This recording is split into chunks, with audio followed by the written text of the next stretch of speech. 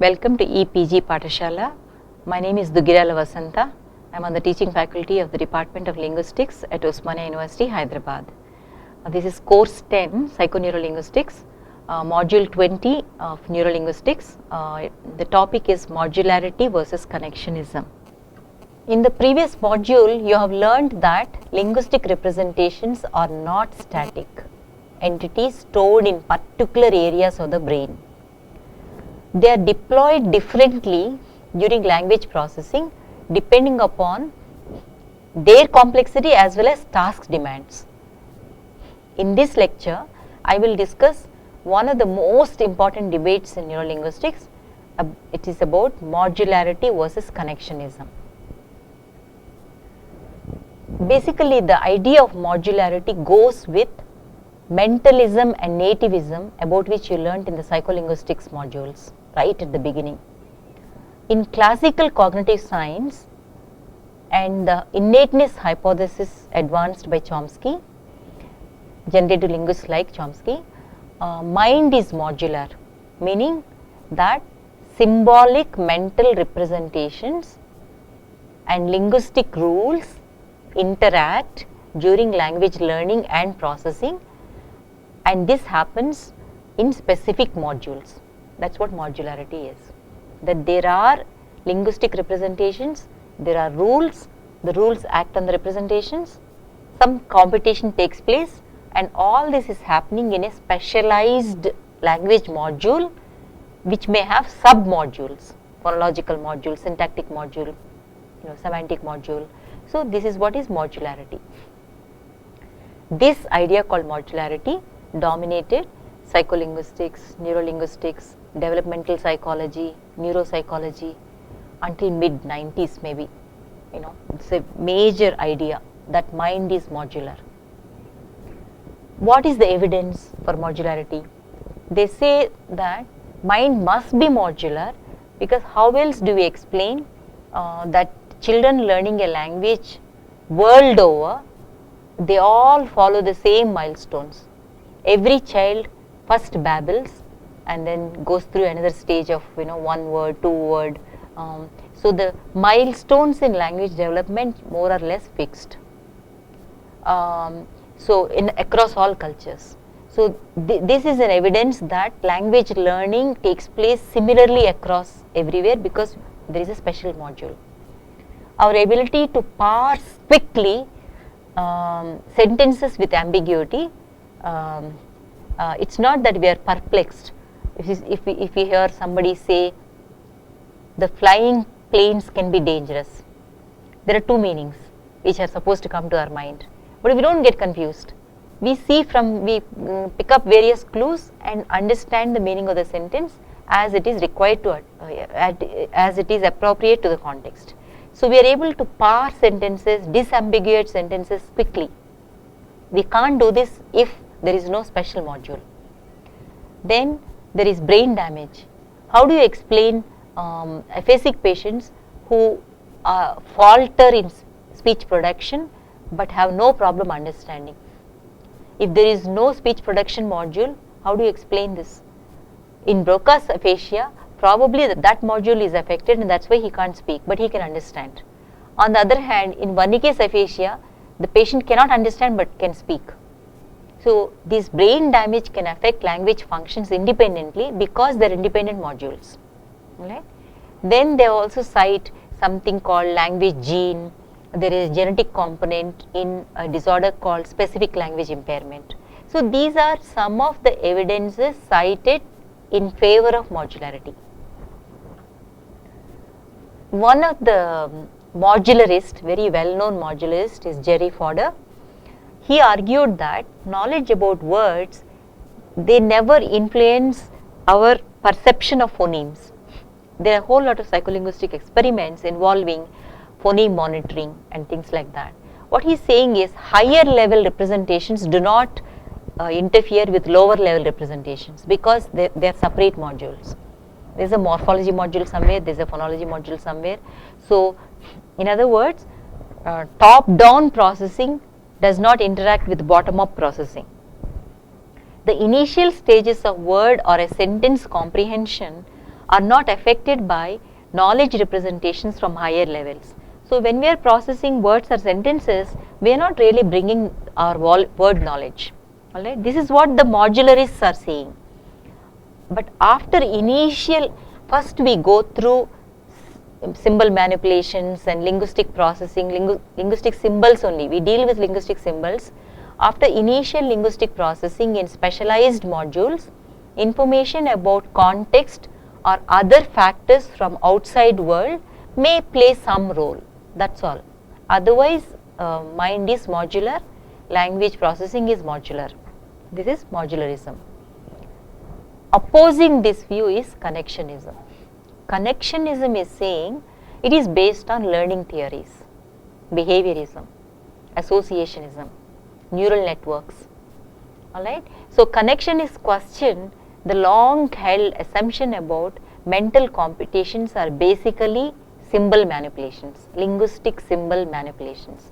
Generative linguists say that there is an underlying form and there are certain rules which work on that form to give rise to surface form. So in other words, the computation that happens in the brain involves operations on symbols, linguistic symbols, but connectionists are questioning that.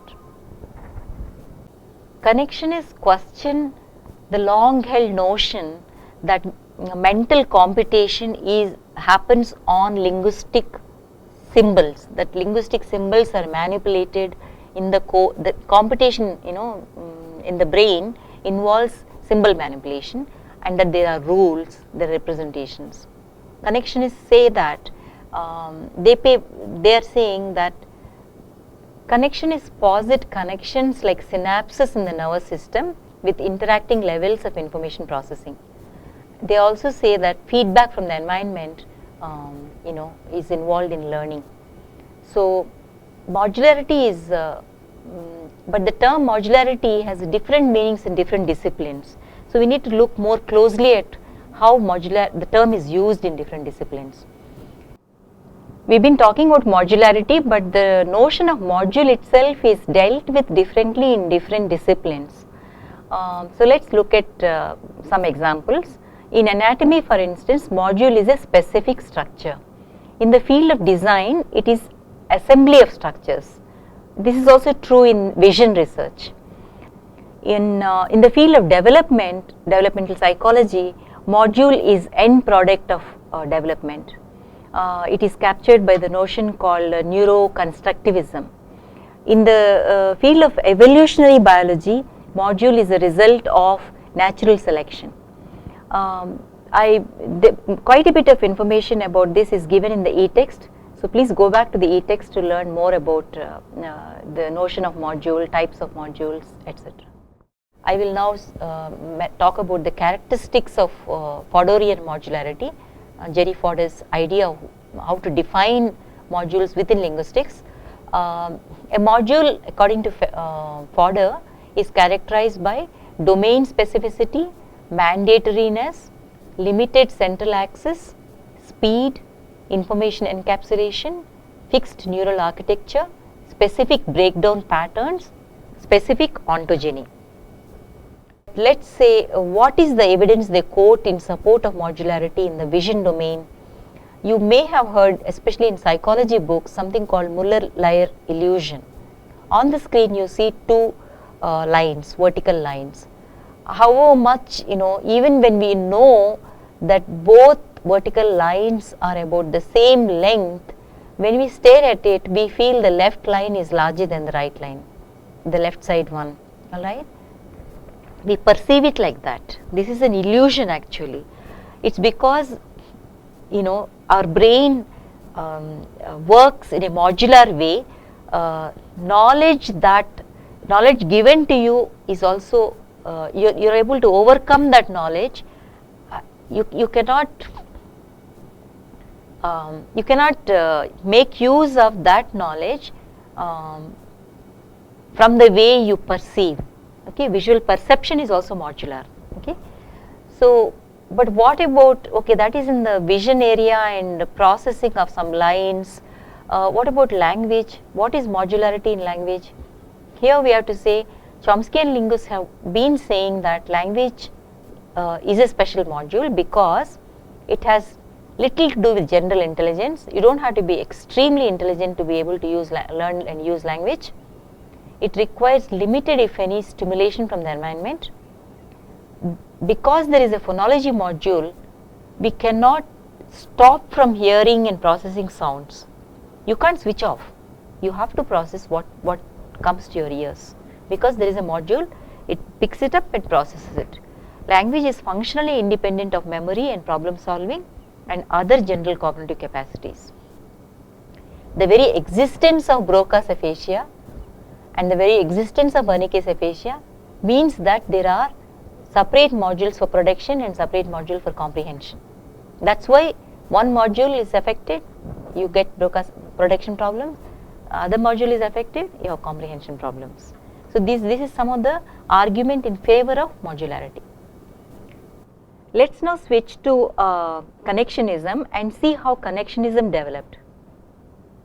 In the 1940s, the computer scientists and linguists came together. So it is marked, the decade of 40s is marked by coming together of these disciplines. By 60s, artificial neural networks were developed. By 70s, development of symbolic models. By the decade of 80s, what are known as PDP models, that is parallel distributed processing models were designed. By 90s, ideas like neurocomputing, emergentism, dynamic systems came up. So it is not possible for me in this lecture to give more details about these developments. So let's look at some important features of connectionism.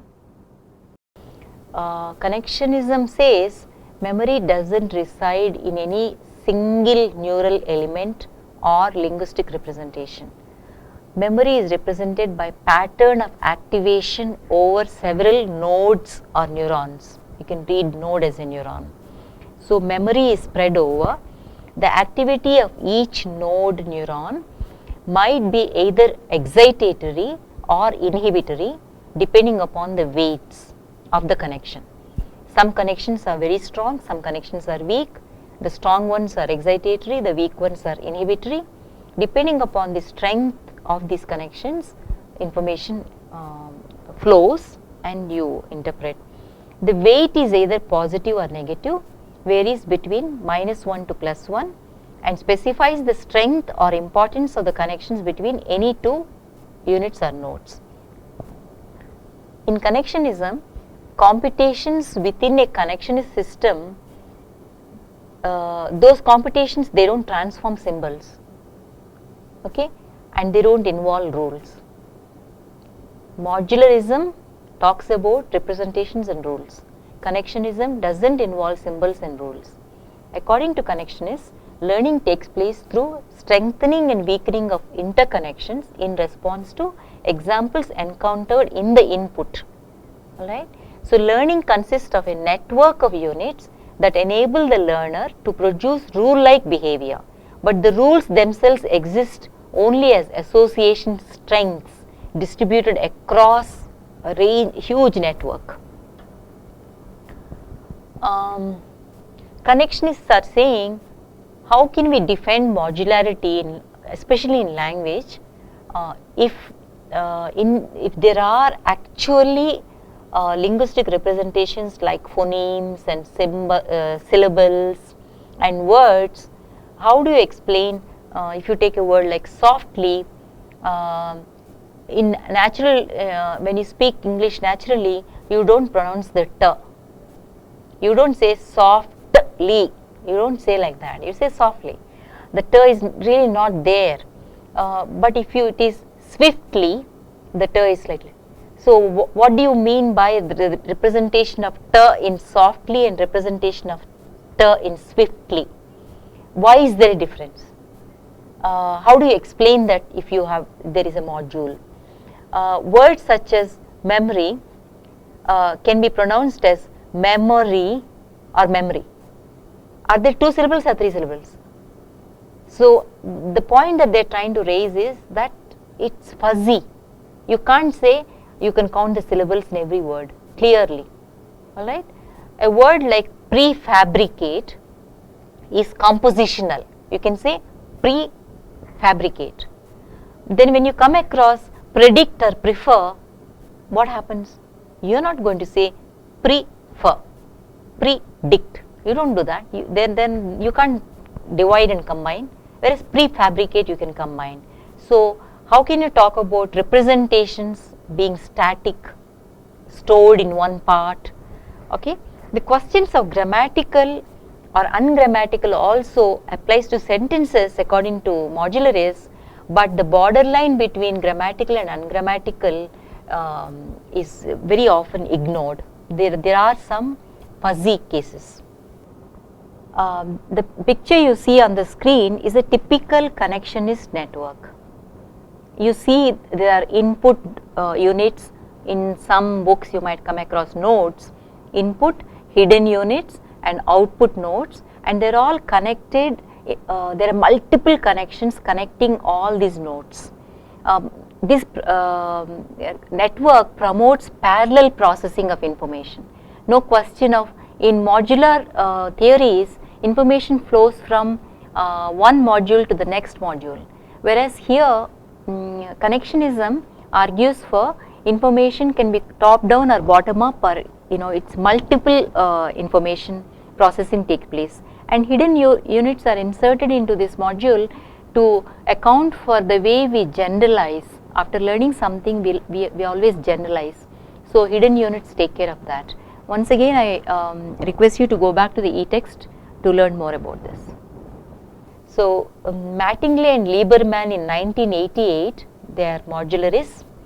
They said speech perception must be counted as a distinct module of auditory system because, as experiments have shown, it doesn't depend upon the outputs of other modules.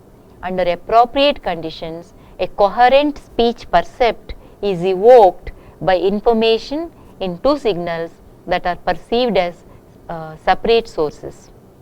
Moreover, one of the signal is simultaneously perceived as non-speech and speech. Speech perception is thoroughly precognitive and is part of larger specialization for language. So this is a typical modularist view about speech perception. There is the notion of dual perception. You would have learned in psycholinguistics modules, go back and read that. But this is how modularists describe speech perception. On the other hand, in Kuhl, a person who is endorsing connectionism, in 2006 says like this: the mechanism underlying speech perception are domain general. When we say domain general, it means it's part of general cognition. Speech perception is part of general cognition. It relies on processing that is not exclusive to speech signals. Language has evolved to capitalize on general mechanisms of perception and action, and this ensures that all infants, regardless of culture in which they are born, they respond to and learn from exposure to language. As experience with language ensures neural commitment to certain properties of the language to which infants are exposed, results in dedicated neural networks, which you might want to call it a module. In other words, you don't start with modules. You get information from the environment. The entire general cognition is involved in speech perception. But as you learn a particular language, then maybe a dedicated network in the brain is involved in speech perception and it becomes specialized. Okay, this is a connectionist view. And so this brings me to the summary of this unit on modularity versus connectionism. So to summarize the main points of this module, I have pointed out that mentalism and nativism associated with generative linguistics, basically they drew upon modular models. Modularism goes with nativism and mentalism. What is the argument in support of modular models, modularity? It is about that children world over, they follow the same milestones in learning language, and because we are born with this innate module, language module. Also, in when the language breaks down, how is it that patients experience problem only in production or only in comprehension? You can justify that only if there are separate modules involved in speech production and speech comprehension and things like that. The other example in support of modularism that I just pointed out was in this lecture, that our ability to detect ambiguity in ambiguous sentences, parse sentences quickly, all this is possible only if we believe in innateness and we are endowed with innately specified specialized language module. They also point out, like speech perception for instance, during speech perception we don't draw upon higher level representations is what modularists have argued. But the connectionists on the other hand have questioned the fundamental assumptions of modularism. Connectionism says that you don't need to deal with fixed representations and rules acting on those representations. Connectionists believe in free flow of information from top down and bottom up. Information is all the time recruited together. It's not one way, as modularists have pointed out. Connectionists basically say there is intricate interaction among representations, and that learning also takes place when there is feedback from the environment. So that is another feature of connectionism. Connectionists have said that speech perception definitely benefits from general cognitive abilities like attention and memory and things like that, which is ignored by modularists. So these are some of the major differences in connectionism versus modularity, which is a major debate in neurolinguistics, and I hope I was able to point out the major differences between the two concepts. If you have any doubts, do consult the e-text and additional readings mentioned in the e-text. Thank you.